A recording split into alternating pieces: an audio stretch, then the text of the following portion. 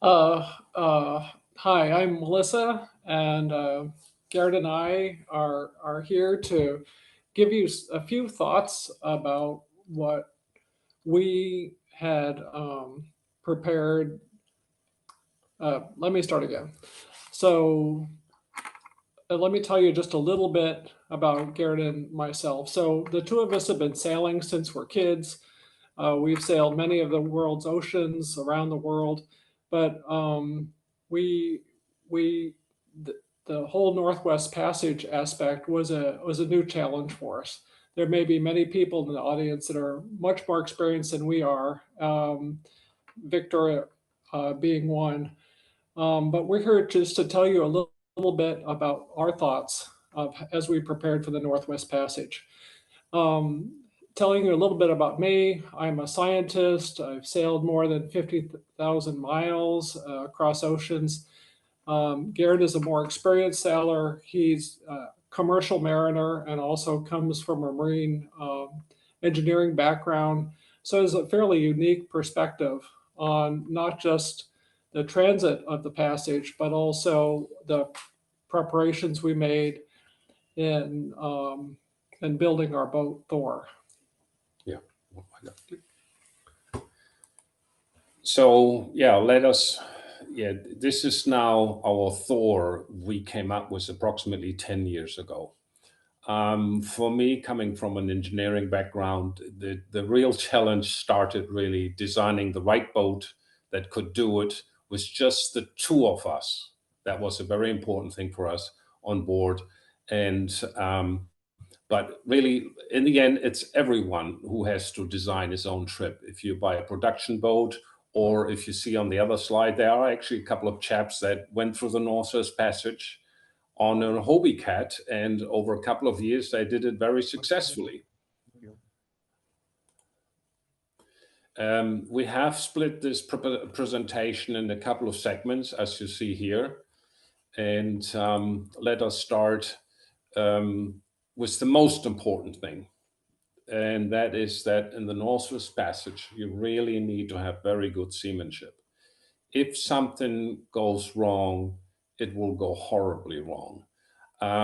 For instance, the man overboard in the Arctic most probably will be catastrophic. And like Victor, who you will talk to, mentioned a long time ago to us, this is not an adventure, it's a dangerous trip for the unprepared. A perfect crossing will have no story to tell at the end. No problem, no issues, no disasters. All ice openings are taken advantage of. As one Arctic explorer used to say, adventure is a sign of incompetence. And he is quite right with that. For our design criterias, and for most of you, it will be purchase criteria, is that we wanted to have a vessel that can be operated short-handed. And with short-handed, we always meant like the two of us, not single-handed. That it optimizes strength, safety, and comfort. And of course, very important for the Northwest Passage is collision or grounding. I was told by an old Arctic sailor, if you are concerned, if you have a collision with a wharf somewhere in cruising speed, you might not want to take your vessel into the Arctic. It doesn't matter which material it is, fiberglass, aluminum, or steel. So, so we came up with a hull, the design criteria, the hull integrity. We have a strong gull vessel. Some of you might know them. Extremely heavy aluminum plating, shallow draft with the lift keel that came in very, very handy many times. And for our comfort, we wanted to have around about 200 miles, but Thor is a larger vessel, so the 200 miles will be not achievable for most boats. The one criteria that we had really on our list, and that came in very, very handy, was to have a closed pilot house. And just with the two of us, the night watches, etc., that was like an extremely important and very comfortable thing to have. Another criteria was a well-protected rudder and propeller.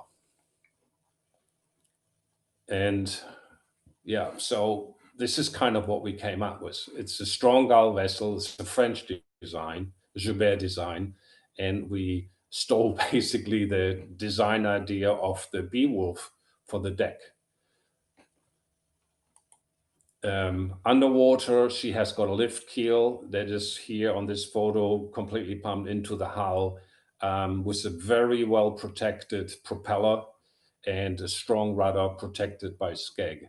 So if we would have had drift ice, or if we would have had ground, if we would have gone aground somewhere, it most probably wouldn't have done any damage.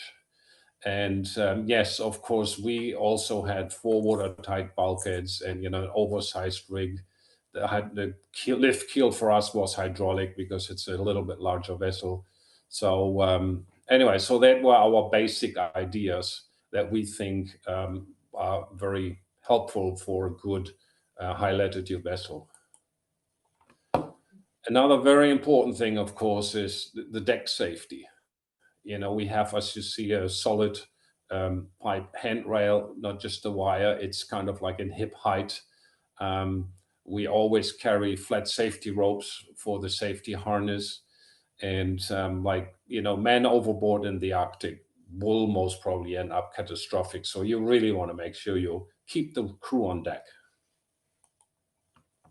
Here's another vessel with, you know, with the same criteria in mind. This is Randall Reeves Molly. You know, you probably know the boat, or a lot of you would know the boat. He's done like a figure 8 and all sorts of voyages. And Molly, she was German built, you know, solid handrail, you know, the granny bars around the mast.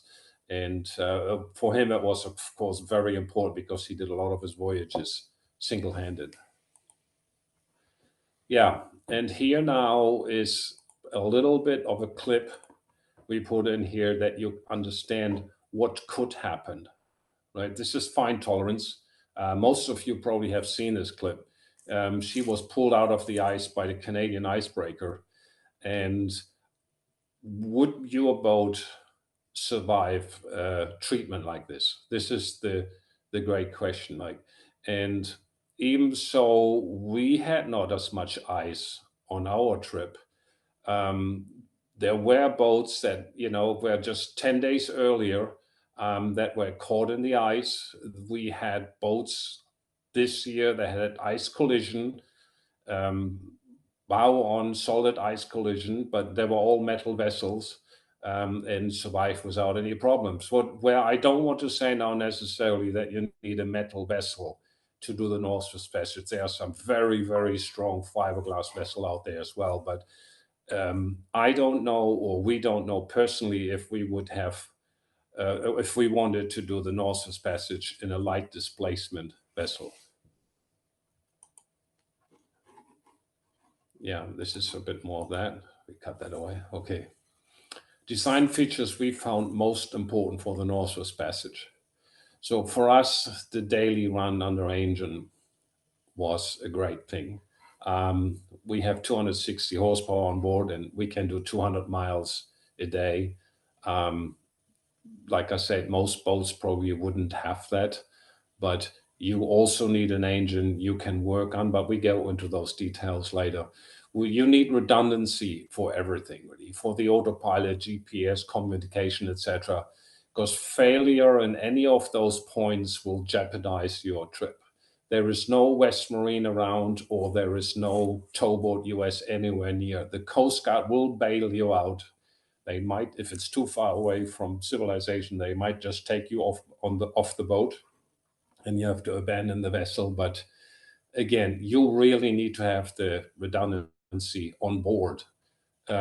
The anchor gear. Or at least we had the redundancy on board, and this was part of our safety preparations. Because we knew with just the 2 of us on board, it would have been very, very difficult to be successful without a working autopilot, for instance. Yeah. Mm-hmm. Yeah, you're right. Sorry. Yeah. Anchor gear. Condensation control.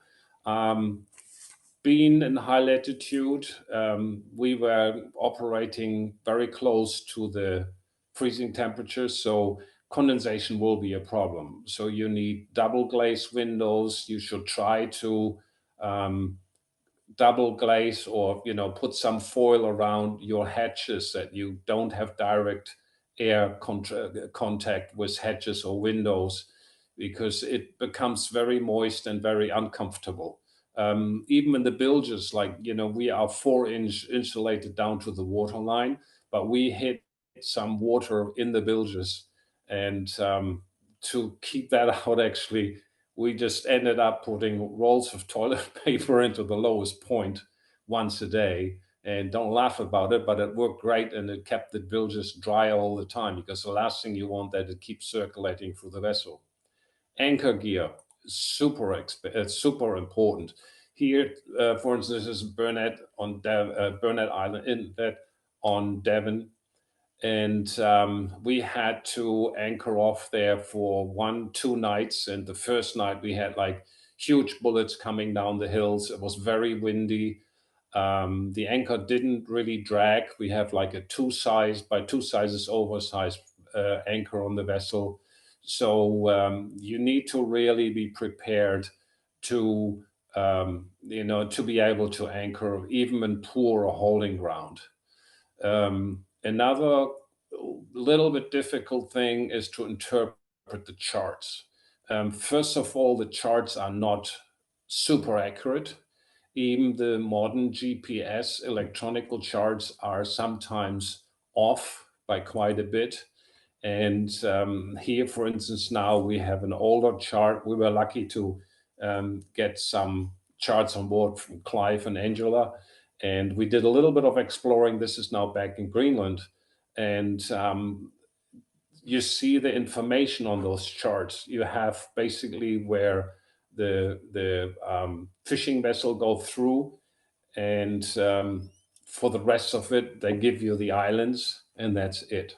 So our strategy was always, when we were heading into an anchorage, like the ones I circled for you, we made our little doggy circle, meaning like with our lift keel half up, we just made our circle, found the center of it on the GPS, and dropped our pick.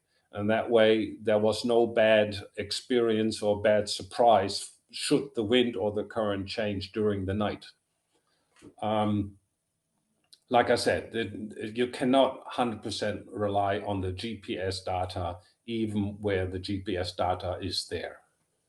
And that's very similar for the Northwest Passage as well. For instance, Burnett Inlet, I don't believe we had any depths at all in that area. And when we were going in, we were hoping that the GPS was correct, because we were going in super dense fog. We could look on radar to see where the cliffs were, but we couldn't necessarily see rocks that might be in our way. Yeah, here now, crossing Baffin Bay, it's you will see those icebergs continuously. You have fog, definitely. We started off the Royal and went to Nook from there, and we basically went east northeast, and just headed straight for the area with lower ice density. Icebergs are a tricky thing, actually, to see on the radar. Large ones like this are actually easy to see. The ones that basically don't have a cliff face on them, even if they're a bit larger, sometimes all of a sudden don't show up that well. One thing one should know is that every iceberg trails a huge amount of smaller growlers behind him. So if you want to overtake him, just go in front of him. Don't go past them, behind him. So pack ice and growlers are really very hard to see on the radar. You really have to there rely a little bit on the ice charts, and of course, do extreme good watch. Yeah. For us, though, it can't be underestimated how dangerous fog was, because sailing short-handed, one of us couldn't always be on the foredeck looking out for icebergs. We did that to the extent that we could when we were in heavy ice areas. But for us, we strongly relied on radar when we were in the area of the largest icebergs. Yeah. Even in daylight, those monsters can surprise you. This one really popped out of the fog very, very close. And but this one also was shown well by the radar. Yeah, heated pilot house and warm clothing. It's and it was really cold, as you can see, as cold as you can see. Yeah, in tight quarters and where when you are in ice drifts, etc., you do still have to hand steer, so you cannot go autopilot. It's just impossible. Sometimes the leads we had to go through were only like 100 yards or less wide. Sometimes only a couple of boat widths. So you are out there. So you really need to have the right clothing. And sometimes what they recommend in sailing magazines is not really what you want. The undergarments we found, hiking garments, actually better than sailing gear. One thing Randall Reeves actually recommended to us were the American The bunny boots. the bunny boots. You can get them online. You see they look a little clumsy, but they are extremely warm, and you buy them on eBay for $50 or something like that.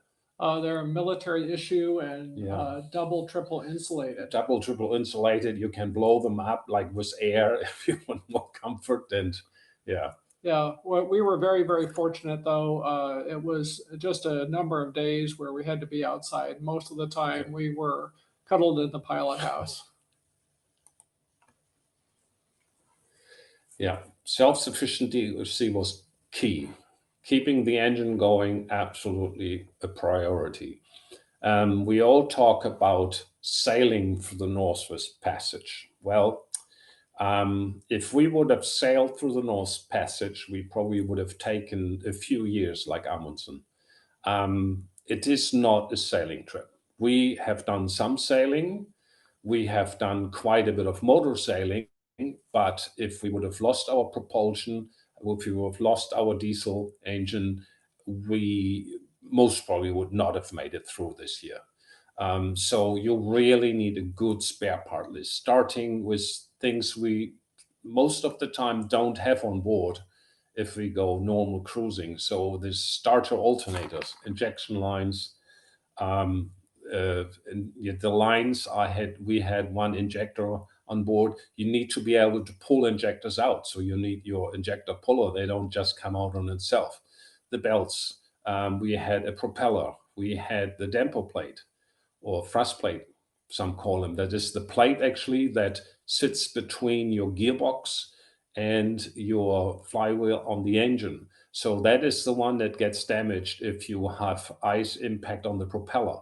That's the first thing that goes. Then we had spare turbo. We had all the impellers. We had fuel pumps, water pumps, and a list that is really too long.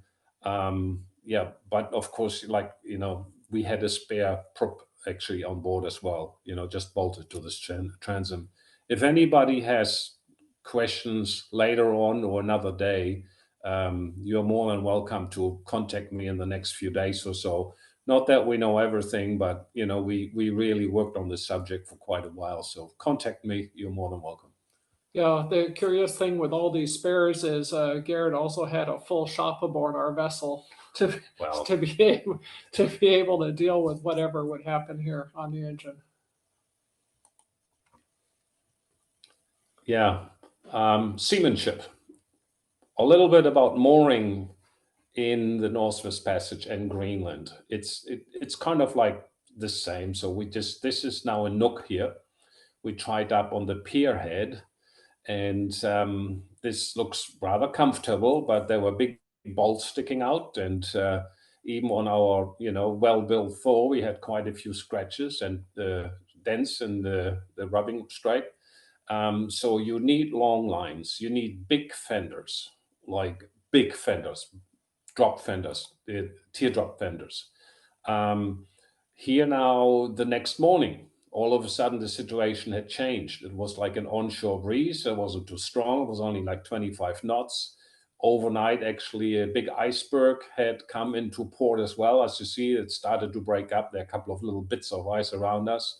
And it became really very uncomfortable to be tied up there. Here again, you see the sort of wharf you have to pull to tie up to.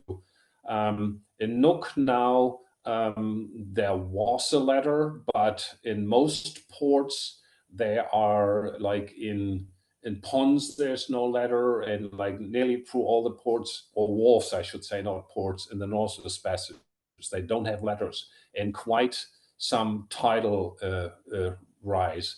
So until Tuktoya Tuk, you have, let us call it 10 foot. And so we had one of those little telescopic ladders on board you can buy at the hardware store. That came in very, very handy.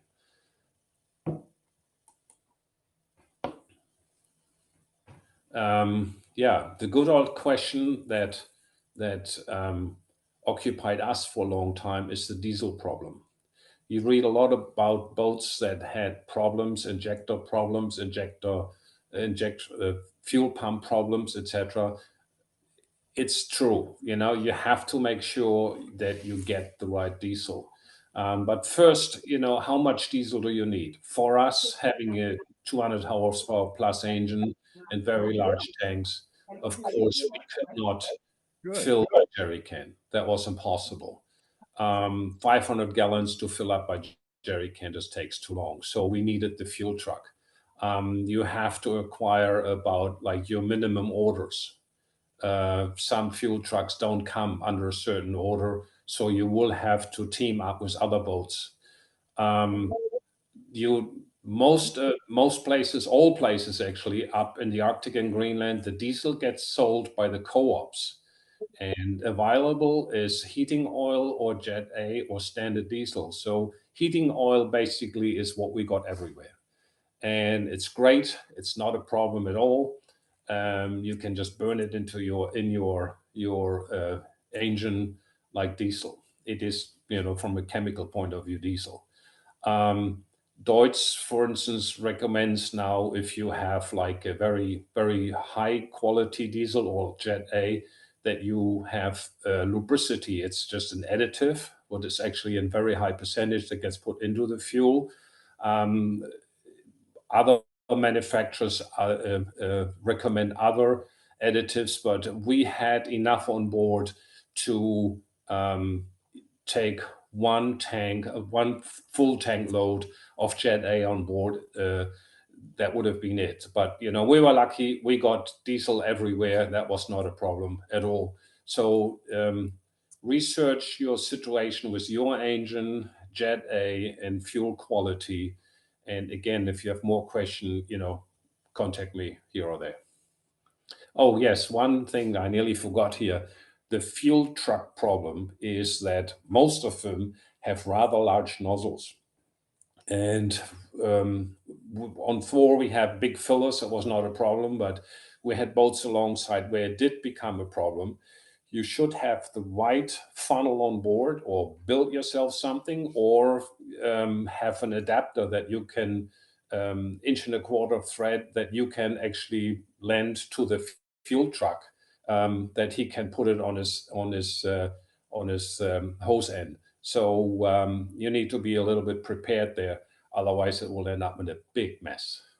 Yeah, in our case, we didn't really use many of our spares, but we were loaning our funnels and we were loaning our lines to some of the other vessels. So it may not be the sophisticated things that you end up needing on your voyage, but maybe it's lines and funnels. Yeah. Yeah. So not much to explain here, just sort of that you see a little bit what you are finding once you are here now, Pond Inlet. This is a new harbor. It's only a couple of years old, very nice and clean, well protected, as you see us there in the background, with another vessel just in front of us. That which one was that? Skydancer. That's the Skydancer, yes. And we had to go in half tide. You had to be very careful. It's very shallow in there, but it's probably one of the cleanest wharfs we had, but no ladder, right? So we needed our own ladder to get on shore. The new pier was nice because the fuel trucks can come right up alongside, and the pier is nice and flat with lots of dirt. So for even walking, it was nice. It's not always that way with the piers in the Northwest Passage.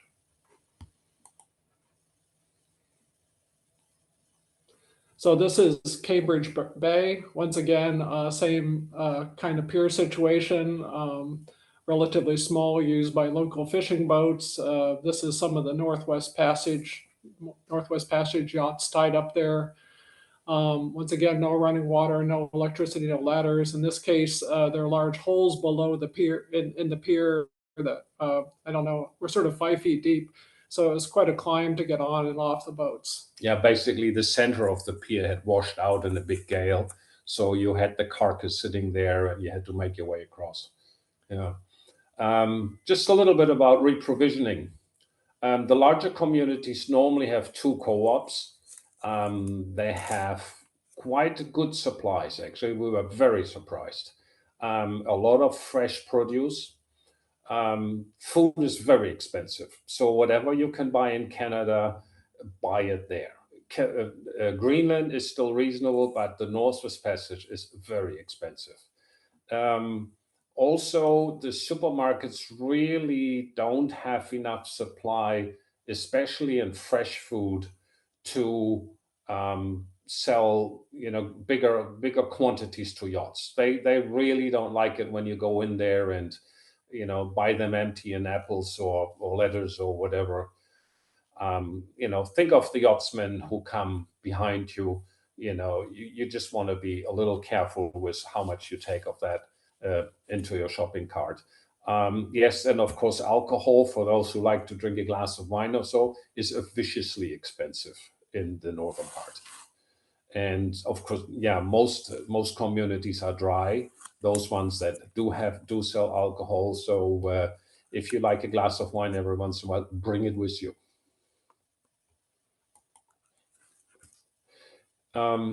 Yeah, so here's one other tie-up, and we just made one swing here that you see what situations you are tying up. This is not anything like a marina. This is tuk, or tuk toya tuk, what it's called, and metal wharf, good to go alongside. Very little tidal rise in tuk, so that was not a problem. But you see where you are, right? You are in an industrial area. The fuel truck comes alongside, it gives you fuel. And same in most of the other tie-ups in the Northwest Passage. There is really not that much there. Small villages in some of them, but don't expect too much.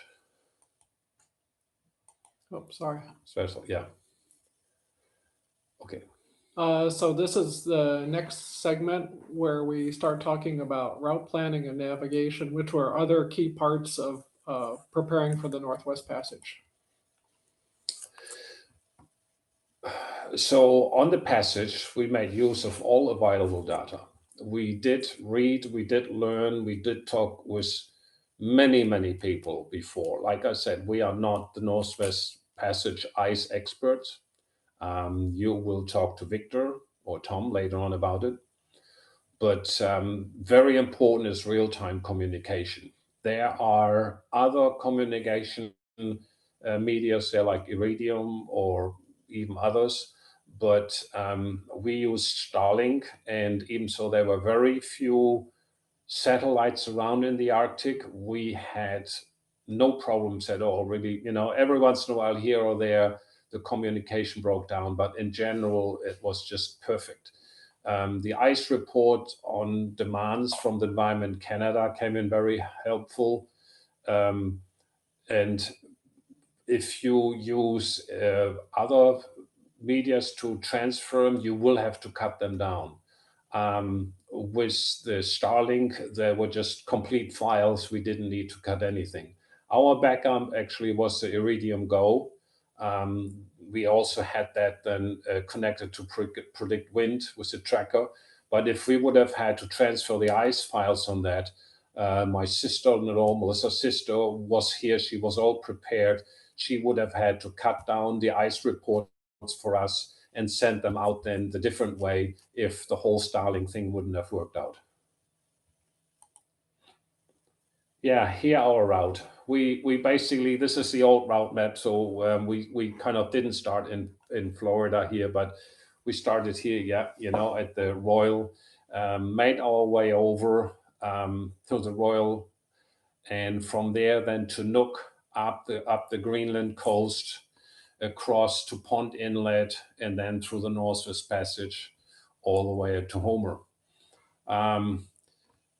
It's, you know, it's one of the traditional routes, I would say. It's around about 6,000 miles from Newfoundland to Homer, and 3,000 miles from Upernavik to Nome in just over 1 month. Melissa, would you show that? Yeah, from there to there. So that's around about 3,000 miles. You have got 1 month for it approximately. You won't be able to get in too early. Some boats, 2 boats, I think, this year went in very early. They were still kind of, you know, experienced like too much ice. They were basically stuck. They couldn't really go much further. When we got in, the ice had sort of in most parts, not in all parts by no means, but cleaned up a little bit more. We could get in. So we had really kind of just over a month.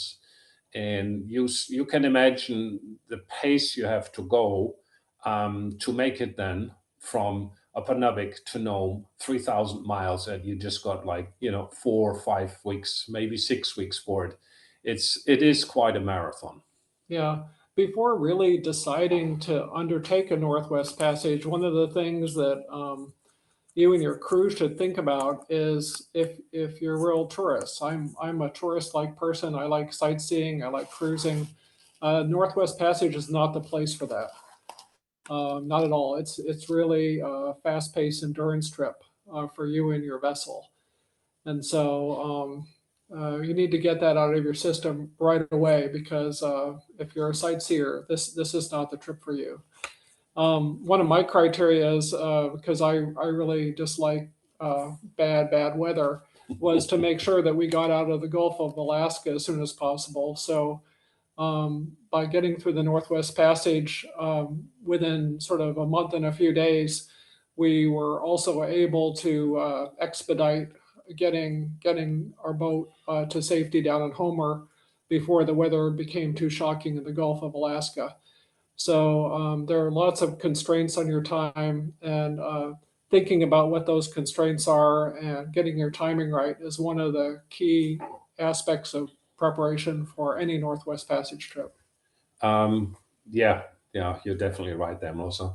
One little note we put under here was a Navy Board inlet.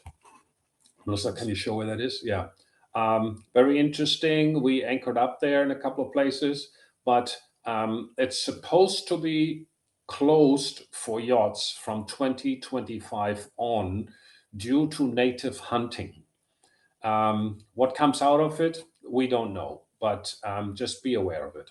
Yeah, so there may be these constraints on your route as you think of where you would like to go that you should investigate beforehand. And learning about these things is quite difficult.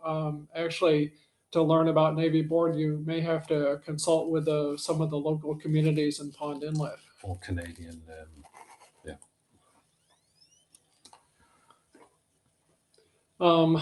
The weather on our trip was pretty much all over the place. You could say we didn't have enough wind to sail, but I guess you would say there was a lot of wind, but never in the correct direction for sailing. We had some shockingly high winds at times. The temperature, I think I had my shorts on one day actually, but on another day we had below freezing temperatures and snow and ice on deck. What was a constant through our Northwest Passage trip beginning in Greenland was fog. You could always count on fog wherever we were. Um, the thing that we knew, once again, a timing thing, it didn't matter what the weather was. You had to keep going because whatever you were experiencing was probably only going to get worse. So move on as soon as you can, wherever you are. This was very disappointing to me in particular because I like the cruising lifestyle. When we were in a beautiful anchorage somewhere and the weather was really nice, it didn't mean it was time to go on shore. It meant it was time to leave. And so the key of having a successful Northwest Passage is to adopt that mindset very, very early, that whenever the weather's good, whenever the ice is not blocking you, you have to go because you have a long way to go no matter where you are.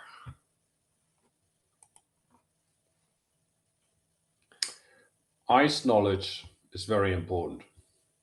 What we would recommend is talk to people with ice experience, talk to people who've done this trip before. Read everything about ice navigation. There's a lot of literature out there. Of course, take advantage of people who have done it, who actually have hands-on knowledge. And when you have a true understanding of everything and you think you kind of know what you're doing, then before you do the passage, contact Victor. And he is absolutely he knows everything. No, that's not the nice way to put it. He is really the highly experienced person you should talk to and who will help you probably if you have criteria 1, 2, 3. Because once you are in the Northwest Passage, Victor cannot explain things to you. He can only give you the raw data. Don't go here, this is happening here. You really need to know what is what, and then take his data and put it onto your routing plan, and you will, with a bit of luck, succeed. Yeah, to the extent that you can really internalize some of this, it's really important. Like the way ice moves, that you may get blocked into anchorages, or read the report that you'll find online by Fine Tolerance, that boat that was being towed behind the icebreaker. See what they went through a few years back. That could be you. And think, how am I going to be prepared to deal with a situation like that? Yeah, we had a couple of situations where we actually had to move quickly. And for us, quite honestly, it was a bit of a surprise how fast the ice pack actually was moving. Yeah. So there are lots of different types of ice you'll meet along the Northwest Passage, and it isn't just the Northwest Passage, but it's getting to the Northwest Passage and then getting out. You'll see big icebergs as well as pack ice. Mm-hmm. So. Yeah. Here now you see basically St. John, Newfoundland. Melissa, you want to run the cursor? Yeah. So what we did, you want me to do it? Yeah. We basically took this course. This was kind of our safety line. That's the edge of the ice, yeah, actually. This is kind of the edge of the ice, correct? Yeah, that was our safety line. So we went quite a bit further out to make like the circle here to come back in. And so on our passage, we didn't really meet any big icebergs until we got off the coast of Greenland. Other people who might have been leaving from Labrador to head to Greenland, they had to make it through some of the big bergs. Yeah, yeah. But icebergs are a real thing in Newfoundland. This is an iceberg that was in Fairyland very, very late in the year. It's a big deal. Mm-hmm. This is a chart from the Danish Meteorological Institute. These will be your friend as you prepare to transit the waters of Greenland. In our case, we didn't have too much problem with the ice because we landed in Nook and then we proceeded up to Upper Navik. But we did have to take into account this ice tongue that sticks into Baffin Bay. It's was a big aspect of our planning of when we would cross from Upper Navik over to Pond Inlet. And Victor, I don't know if you want to say a few things here um, um, at this point. Victor, I actually did Well, close your microphone, but yeah, you got it back open. Great, go ahead. yeah, I'm here. I'm here. Can you hear me? Yep, loud and Yes. clear. Okay. Well, crossing the Baffin Bay, for the past few years has been some kind of problem, primarily uh, in the early days of the season. Basically, the season, navigation season starts in the first few days of August, and the west Greenland coast is a northerly current that carries all those icebergs uh, uh, and the meltdowns of the glaciers north, and it goes north, and then when it hits about 72, 73 north, it turns west towards the Lancaster Sound, and then immediately it turns south uh, along the east coast of the Baffin Island. And in the middle of it, it congregates the heavy ice, or all kinds of ice, the growlers, the icebergs, and the ice floes, and what have you. And for the past few years, uh, it's been like a ice barrier right across, and the only um, actually ways to somehow avoid it is to sail north to about 73 or even 74 north and go west towards the Lancaster Sound or Pond Inlet. Okay, now Pond Inlet sometimes, primarily in the first 2 weeks of the August, can be actually plugged with a heavy ice on the both ends. So the only way actually to start the Northwest Passage just to sail right through, right into the Lancaster Sound, and keeping the north shore of it. Okay, so that would be actually what I say about the crossing Baffin Bay.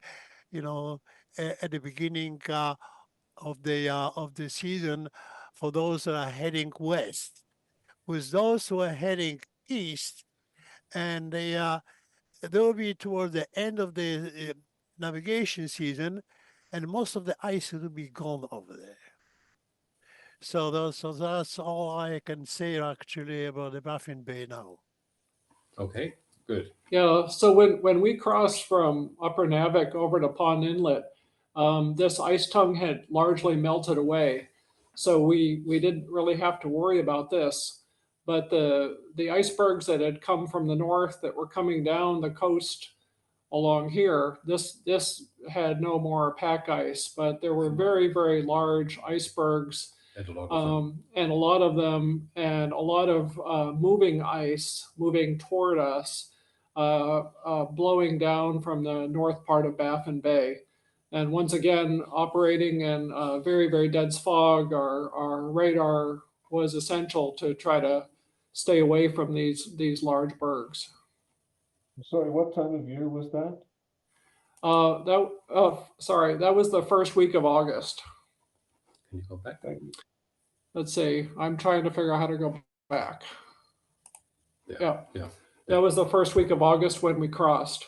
But these ice charts, whether they're from the DMI or whether they're from Environment Canada, these should become your friends well before you leave land. You should look at them this year if you're planning on a Northwest Passage in a few years' time. Just being able to interpret the ice charts and looking to see when things open, typically what kind of ice you'll be seeing, watching the ice change. You can go back through the historical records very easily and look to see what happened this year, or look to see what happened a few years ago. But as you move from Baffin Bay over into the Northwest Passage and eventually try to take on Bellet Strait or come down this way into Larsen Sound to get to Cambridge Bay, this will be your next ice obstacle. Will be in this area where you're dealing not so much with the big icebergs, but with pack ice. In this case, we had to really hang out and wait at Pond Inlet and then also up on Devon Island until we saw that we would be able to make it through Larsen Sound down to Cambridge Bay. And maybe Victor, maybe you'd want to say something else here. Well, typically over the years, there are two ways to get into the Larsen. Okay, so there's the one going all the way along the Lancaster Sound to Peel, and then heading south. But Peel gets clogged with the ice every year, and that ice comes from the high Arctic with the easterly currents and westerly winds blowing all the time, just about. Okay, so that ice actually congregates right into the Peel, and it hits about the Bellot west side into the Franklin Strait. And and now another route is just sailing west to Regent Prince Regent Inlet, and then south to Bellot on the east side, and then you have to entertain crossing of Bellot. Okay, some people, they think, well, that's a really treacherous route, that Bellot, and some are hating it and some are love it. Okay, but if you are very careful, you will love it all the way. Okay, but you have to be careful. Okay, you just don't enter Bellot when it's full of ice, and the strong westerly winds will bring more ice into the strait. So you have to really watch. And once we are heading west, there are some places to hide, like Willis Bay, which is right across the Franklin Strait, about 25 miles away, and it's a nice bay that very little ice transits into the bay, and it's a relatively nice for anchorage to spend maybe a day or two till that ice will go away, and you can continue into the Larsen. So so that's just a little short thing, you know. Maybe we just get a Tom to talk about more ice right now.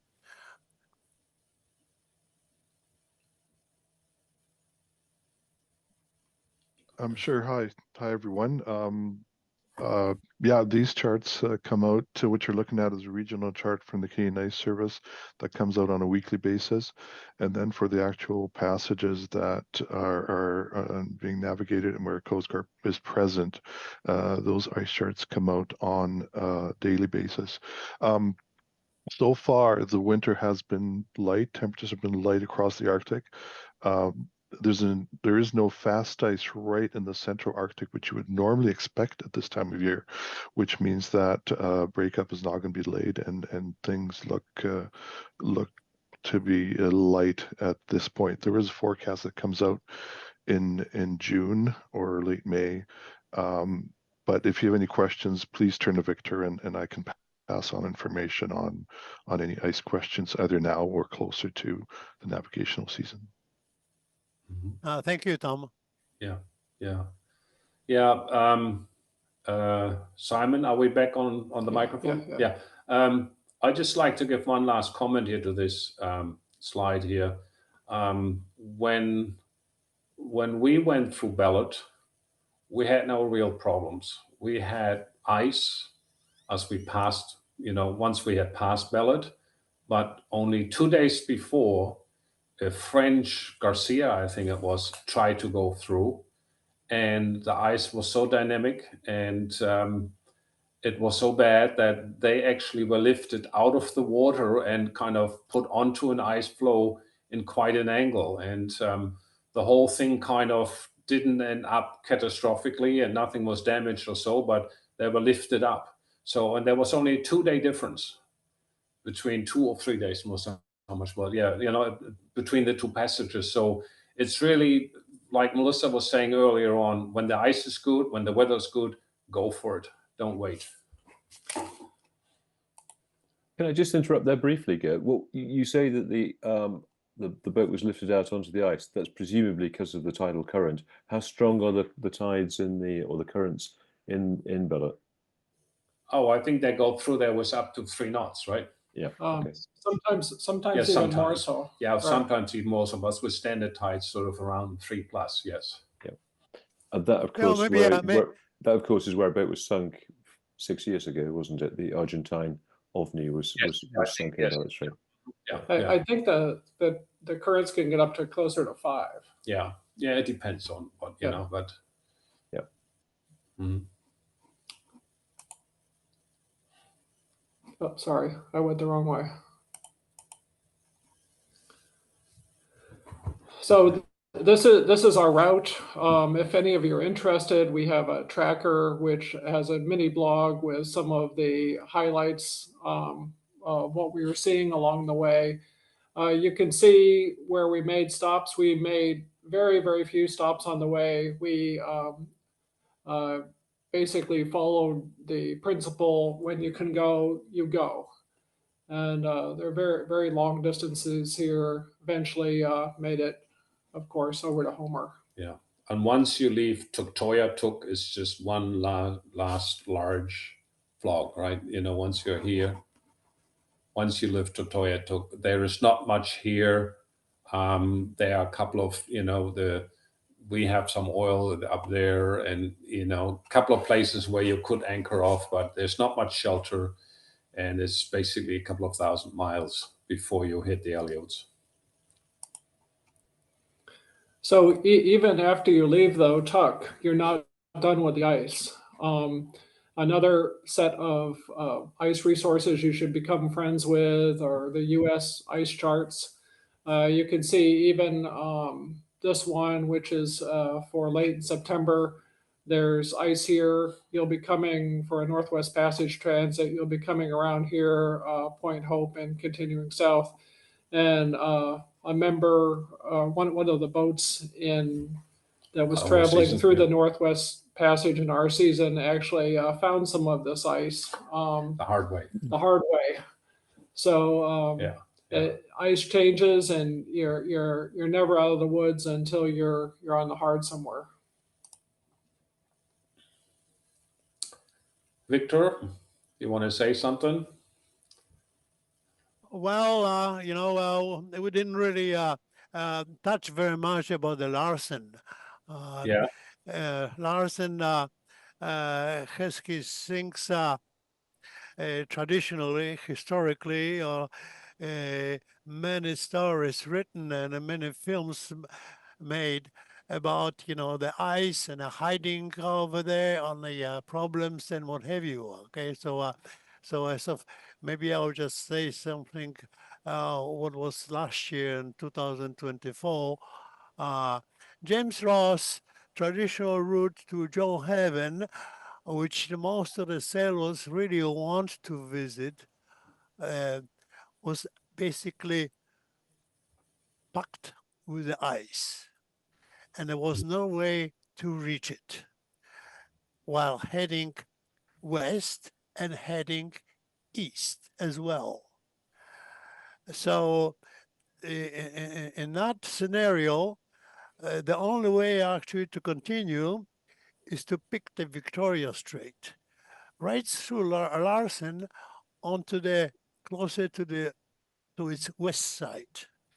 And the southern part of the Larsen um, was just filled with the ice last year, and but it was just easing out of the Queen Maud, and and eventually about 20th of August, it started opening up, and when I hit one morning the Canadian Ice Service chart, okay, I could see it's loosening up, you know, it was about like 210 ice or 310 ice, which is manageable just for just by any boat. So so uh, uh, eventually it was actually Clive Shood who was heading east. Sorry, okay. He actually got into it, and he found it was very easy to push that ice away, and and he got the road into the east, continuing, and he struck that. He immediately uh, proclaimed the victory over there, and it was a great relief for many others to continue west and east. So that was a great success. Okay, so obviously, you know, the cooperation of all the boats and intercommunication, exchanging the news is very important over there. Okay, so Yeah. particularly at the choke places. Okay, Yeah. so that's what I would like to stress. Yeah. Yeah. This shot here is now. We had just the day before passed Ballot, and we were anchored up in Villas, and we really looked forward, because there was quite a bit of wildlife in Willett Bay, to maybe have a day or two off. And you know, unfortunately, we got the warning shot from Victor, and we had to leave because the ice was closing in. And this was basically when we left Ballot. And so the lead between the land and the ice flow was still 3/4 mile or a mile. By the time we were kind of nearly out of it, I wish we would have had like a 380 or full panorama here, but the ice was basically like 2 boat lengths on our port side, and on the starboard side, the polar bears were already waiting for the seals that also might sort of like wash up on. So really the lead was closing up. And if we would have left only like 5 or 6 hours later, we most probably would have been stuck for a week or more. Yeah, this is kind of like what it looked like a little further out, you know. And this is now basically on this side. This is our port side, and on the starboard side, you see the polar bear. So towards the end, we basically had to weave through the flow, and you know, we just had, you know, just enough to get the boat through there. Couple of publications. So you really should read everything you can find. It doesn't matter if it's a novel, if it's a book, if you know, whatever you can find. Go through ice charts and archives to understand the breakup and the movement of the ice, like Victor was just telling you before. Network with other vessels along the way once you're on tour. And one very important thing we thought what we did right was identify anchorages ahead of time, that you have whatever route you take, whatever ice situation you find, you kind of in the back of your head know already, like, I can hide out here or I can hide out there, that you don't have this panic moment. If the ice starts closing in on you, where do I go?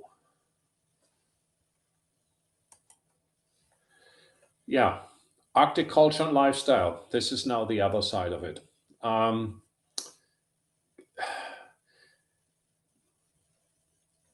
Kids always love to come on board, and they were very interested and very much fun. They spoke reasonable English, and we had a good time. And the next morning, the tide was down. This is in Pond. We were awakened by this cluck, cluck, cluck on deck. So there were a handful of children up on the pier throwing rocks onto the boat. We didn't understand why. We didn't understand what the idea of it was. They thought it was hilariously funny, but like ideas are different in different cultures. It's the same with the hunting. It's not a sport in the Arctic. It's a survival. But if you see, like for us, it was sad to see that only very small percentages of some animals actually get harvested, and the rest just stays on the beach. So it's their culture. We have to accept it like it is. But if you're an environmentalist, or sometimes it kind of like you have to really swallow deep sometimes what you do see. One of the very interesting publications that described this a little spot on really is Cameron Duke, the new Northwest Passage. I don't know if you know the boat, but it's available, and it's a good read. Yeah, it sort of covers the culture a little bit more through examples of his experience, more than some of the other Northwest Passage books that I had read over the years. So many people always ask us, well, what would we do differently? And here are a few ideas. Yeah. So, like we had mentioned so many times, it was more a marathon than an expedition. So if we would do this again, we would split this trip in two.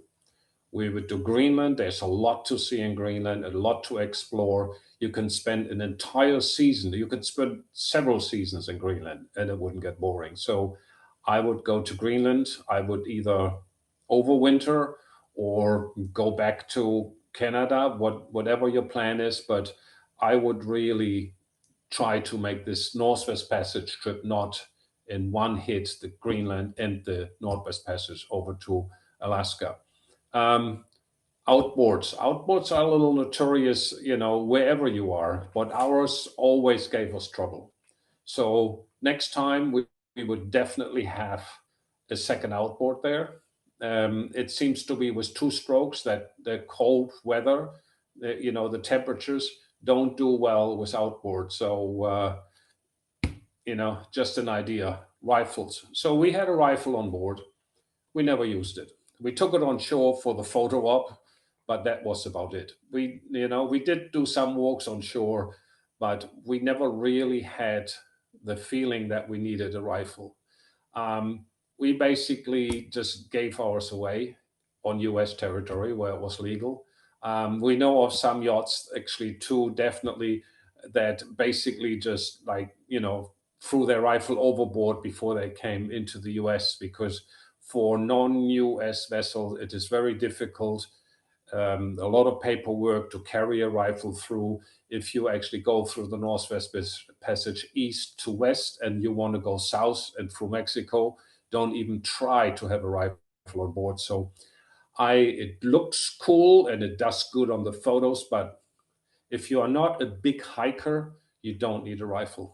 Also, even if you are a big hiker, the Northwest Passage is not for you. Yet there's no time. There's just no time to go fooling around on shore for hours. So for us, it wasn't worth to have that. It wasn't extra worthwhile. Expense. And and you have long nights on autopilot and long nights of boredom. So have plenty of chocolate on board. You put that in there, didn't you? I think I did, because I think the Inuit children suffered because you had eaten all their chocolate. Okay, so our trip was absolutely great. Our trip was challenging but uneventful due to good preparation and planning, and of course to some luck. So I really hope that if you do it for the first time, you have the same trip that we have, because it is a real adventure and you will have to push yourself and your boat. But of course, it's a great thing to do. Yeah, I think we really stressed out more as we were planning for the Northwest Passage, and boat maintenance, and spares, general condition, made sure that we had everything we would need under just about any condition. Put a lot of time, thought, and energy into that, and that's what made it uneventful. Okay, good. Thank you very much. Hey, thank you both. That was a real tour de force from ice experts, from the Canadian Ice Service. What a tremendous resource for anybody planning to go north. I wish we'd have had that 7 or 8 years ago when we were not heading to the Northwest Passage, but more in the Greenland area. That was fantastic, really thorough and comprehensive account.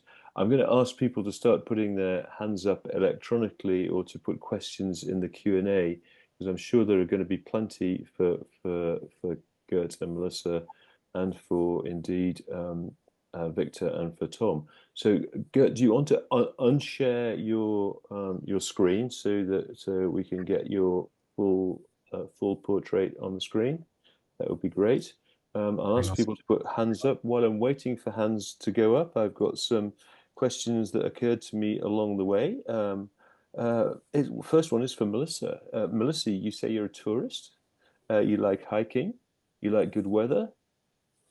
Why? Why? Okay.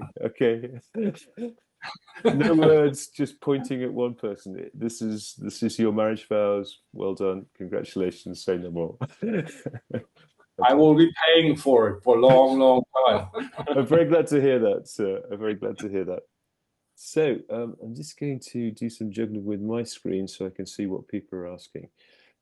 So I'm going to invite people to open their microphones. The first one I'm going to go to is Jamie Cox, if he's still online, which he is. Jamie, you should be able to speak. You put a few comments in the chat already about the strengths of the tides in Bellow and about your experience going west to east. But first of all, a shout out for Jamie. Jamie donated all of his charts, and there was a large amount of them to the Scottish Geographical Society, where they are available after his transit. But that wasn't quite all. He also left 2 fantastic ice tooks in our boathouse in Scotland, which are ready and waiting for anybody going north about this spring. So if you need some quality ice pushing gear, then they're in our boathouse, courtesy for Jamie. Jamie, do you want to open your microphone and come in? Ice poles, which is a good reminder, but also coming from the west, there's different challenges, and if anybody wants to contact me, I'll put my email address in the webinar chat. The currents can get quite strong through Bellet, and you actually have to calculate the current flow by comparing the east and west tidal station. So that's basically my comment. It was a great presentation. Jamie, your microphone wasn't picking up brilliantly there, but you were inviting people to contact you directly if they're going in the opposite direction to Gerd and Melissa. If you're going west-east, and of course your email address is in the OCC handbook. So I've also asked Bob Shepton to come in, because Bob's never short of a few words on these occasions, and he's already put some comments in the chat. So Bob, you're live. Go ahead. Okay, thank you. No, I was just a couple of comments, because you mentioned the current in Bellow Strait, and on one occasion we were actually doing 6 knots on the engine speed, but when we looked at the Magpie Rock and looked at the speed over the ground, we were actually doing no speed at all. So the current is actually quite strong, particularly at that end of the Bellow Strait by the Magpie Rock. And then also, nobody's actually mentioned the Tasmanian Islands, which are just a little way south of the other end of Bellow Strait. We found that quite a good place to stop and to wait for ice to clear from Victoria Strait. So I just passed that on as well. Okay, well, very comprehensive preparation and talk. Just to encourage people who perhaps don't have quite such a big boat and even have a GRP boat like us, it is possible to do it in a small boat, a GRP boat, And perhaps with not quite so much gear on board, because on a smaller boat, you don't have that much room for storage. So if you have a mind to it, make your preparations, but go. But I'd also like to underline the attractiveness, if you like, of Greenland. I would say it would be a mistake to rush up to the Northwest Passage and go through. I've actually visited Greenland 13 times, and there's still things to do there, and plenty of mountains to climb. So yeah, thanks very much. Thanks very much for the talk. Thank you, Bob. Thank you very much. I've asked Tim Good to open his microphone because he's drawn his own conclusion from the talk, which he's put on the bottom of the chat. Tim, do you want to go ahead? Well, I don't know if I've got anything to say about it. It was more of a joke. You asked me to undo my mic, and I was like, "Really, Simon?" No, we are getting back on board to circumnavigate this year, and the choice has already been made to go to Chile and Patagonia. But it just, I don't know. I've always fancied the Northwest Passage, but I just came away from this thinking it sounds even harder work than I thought it was going to be in the first place. Bob always makes light of it. Oh, anyone can go in the smallest GRP boat, but I think it's quite a significant undertaking compared to perhaps Chile and Patagonia the way. Any comments on that, Gerd and Melissa? Not really. Well, No. from my reading, anybody in any kind of boat can make it if you're well prepared and you have the right luck. But yeah, I think you have to decide if you want to do it or not. If you're a tourist, I don't think it's the right part of the world to go be a tourist. Where Chile and Patagonia, I've never been there, but I've always wanted to go. It sounds like a great place. It surely is a challenge. I wouldn't count it out, but you have to really think about what you're getting into if you want to do the Northwest Passage. Mm-hmm. Yeah, the whole preparation of the Northwest Passage for us, and especially me from a technical point of view, was, I don't want to say a big part of the fun, but was part of it. To have the right gear on board, to not break down. And if we would have broken down and I would have needed outside help, that would have been a big letdown for me. So really, it's the preparation of the trip, like Melissa was saying before, must be part of the trip. Otherwise, you might not succeed. Okay. Yeah, that's great. Yeah, of course, that's very, very, very good advice. A shout out for people wanting to take multi-seasons over it. Well, you might have caught us just chatting at the start of the webinar. A great place to haul out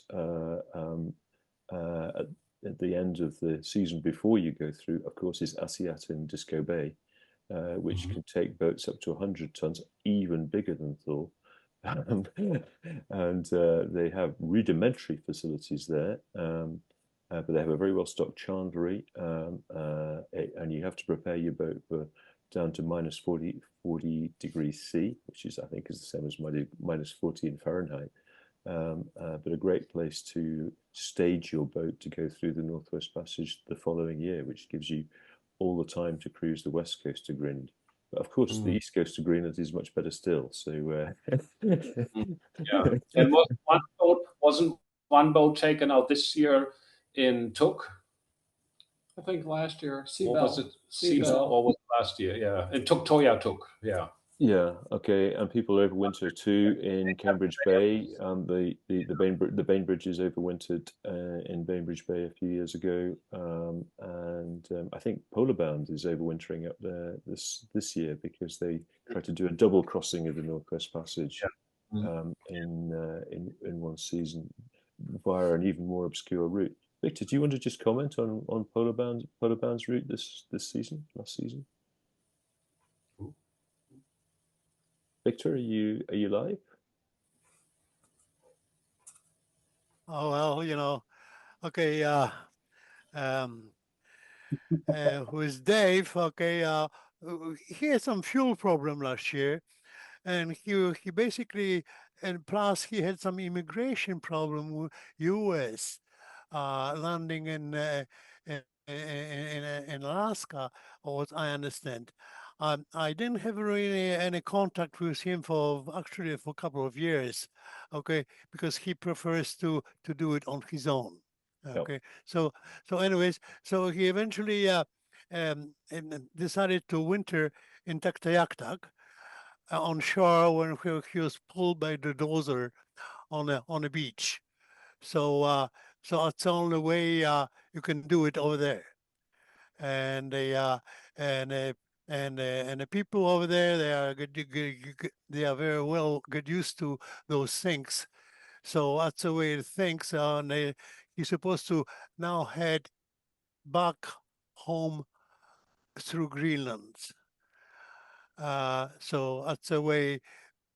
So far, we are anticipating that. I didn't see anything on the internet, any details from him. And it will be probably his very last voyage through Northwest Passage. Sure.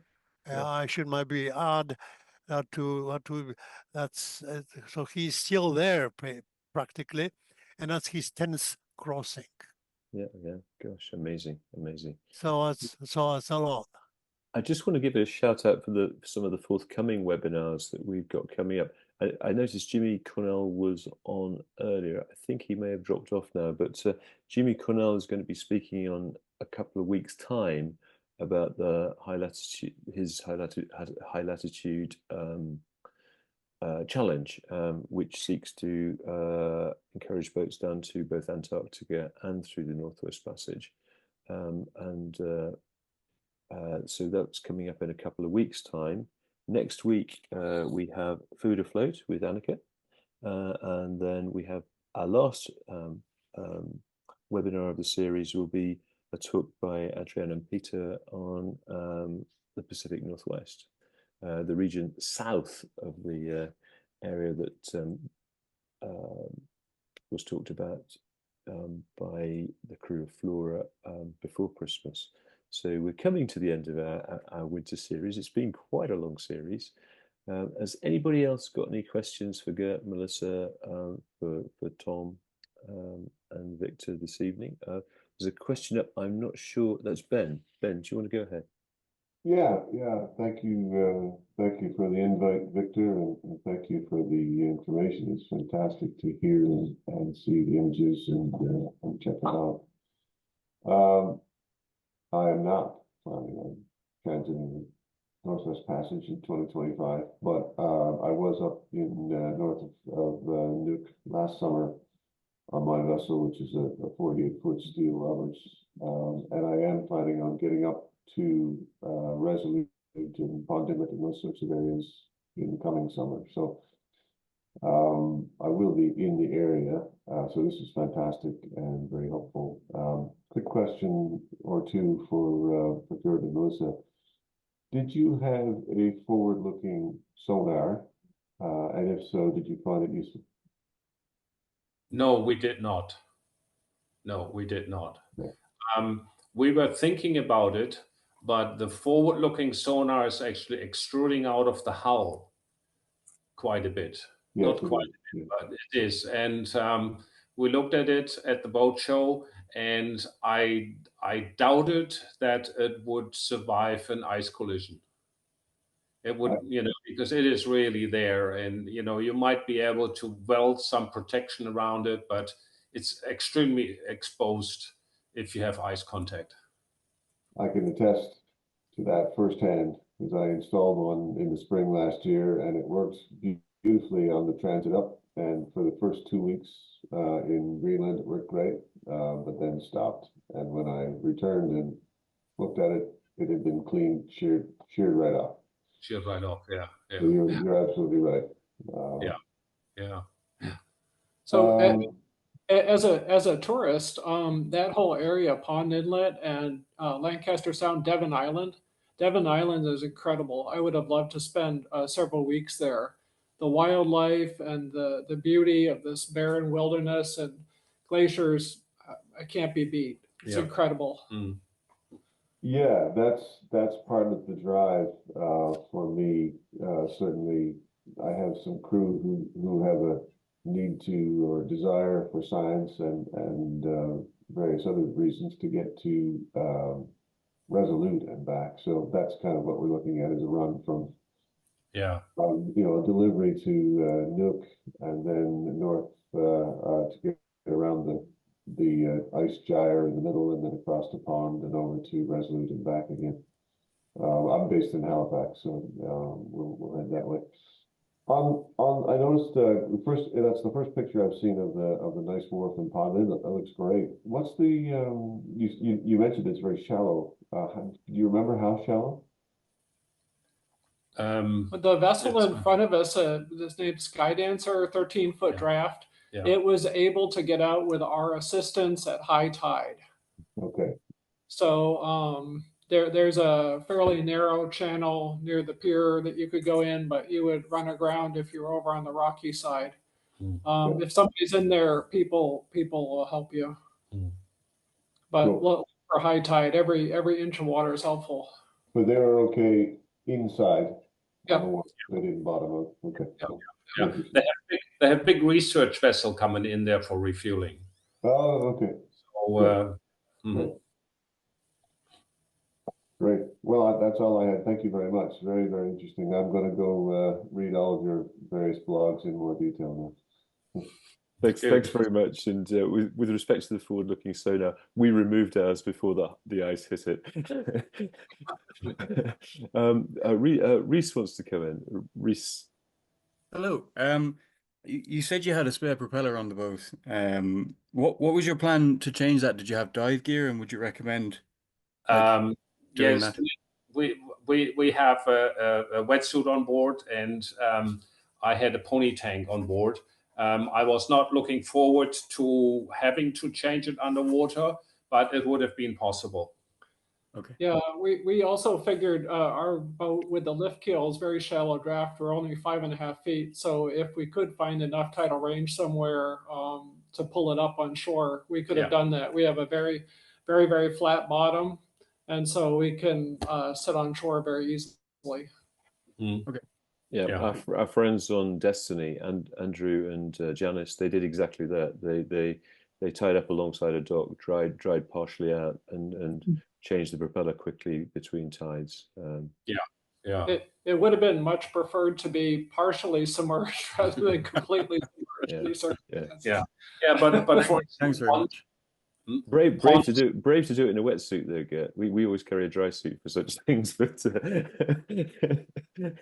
but in ponds we had 7 feet tidal rise, 6 foot, 7 foot, so you get quite a bit of time to work on a boat there. Yeah, that's good. Grant, I think we're coming to the end of the questions, guys. You've been going for a long time, so you must be exhausted. But thank you very much. That's been an absolutely fabulous resource, because of course this is recorded and it will be up on the OCC website by the end of tomorrow for anybody who wants to point people in this direction if they know of other folk that are going to the Northwest Passage or anywhere in the high latitude, because much of what these guys have been preparing for applies equally to Northeast Greenland, Antarctica, and other high latitude regions. But what a tour de force, what a fantastic boat you have. We were chatting with the other guys that went through the Northwest Passage with you in their aluminium fantastics, and they were all in awe of the preparations that went into Thor and the thoughtfulness and the way you helped folk out. So congratulations, Gerd Melissa, thinking through a project so methodically and executing it so perfectly. Well done, and well done on presenting it so well this evening. Thank you both. Thank you. Thank you for giving us. Thank you very much. And thank you again to Victor. He was a huge help, part of our crew. Of course, and what we never mentioned, of course, is that we all met up every few weeks on Zoom and had great chats all the way through in the series of OCC Northwest Passage videocasts, which were a great piece of glue this summer, weren't they, take away the tedium of the Northwest Passage, you could all eyeball each other, courtesy of Starlink, which is an innovation which makes these things, in a way, more enjoyable and maybe demystifies them to some extent. But I think in this summer's case, added tremendously to the experience, I think. Cool. Yeah. Thank you. Great. Thanks both. Thanks, Victor. Thanks, Tom. And thanks to everybody who've dialed in. We've still got 50 or 60 people online. I think you topped out near 100 there. But what I will do, guys, is I will send the list of attendees to you. So if you want to contact anybody directly, you can. When you finish with that email database, please destroy it because of data protection, European data protection. I will also send you a copy of the chat so that you can go through in there. I see Brian Russell's keen to pick up the ice poles from our boathouse. Fantastic. We would love you to do that. We will see you in up there in April, and you can take them then. You've got lots of thanks and expressions of gratitude. Good evening and good night to everybody. I can do one thing. We have ice poles on Thor, so if anybody's going through and needs them, we're in Homer. You can pick them up anytime after April. That's great. So yeah, so people going east about through the Northwest Passage, there's a pair of poles waiting for you. Did you use them much? We used ours. Well, ours was just a long stick, really. It's a lot easier. We just pushed through. Of course, you have this huge metal boat. There we go. The rest of us have to use poles. You just use diesel. That's one of the things that might be useful that I have yet to see is a bit of a design recommendation on the how to make your own tuck or what features would be useful. I don't know if Jamie's still on. I think he's dropped off. But what Jamie did is he has used old windsurfer poles, which are super strong and relatively light, and filling up our boathouse. So yeah, please use them. They're a great piece of gear. We just used a bit of timber that we bought in the boatyard in Iceland, and of course it bent a bit and it creaked a bit, but then of course we were just able to use it for other purposes later on. But the windsurfer poles are great for it, I think, as long as they're not telescopic. Yeah. Great. I'm logging off, and good evening, everybody. Thank you. Bye-bye. Bye-bye. Okay. Bye. All the best. Bye, Victor. Bye.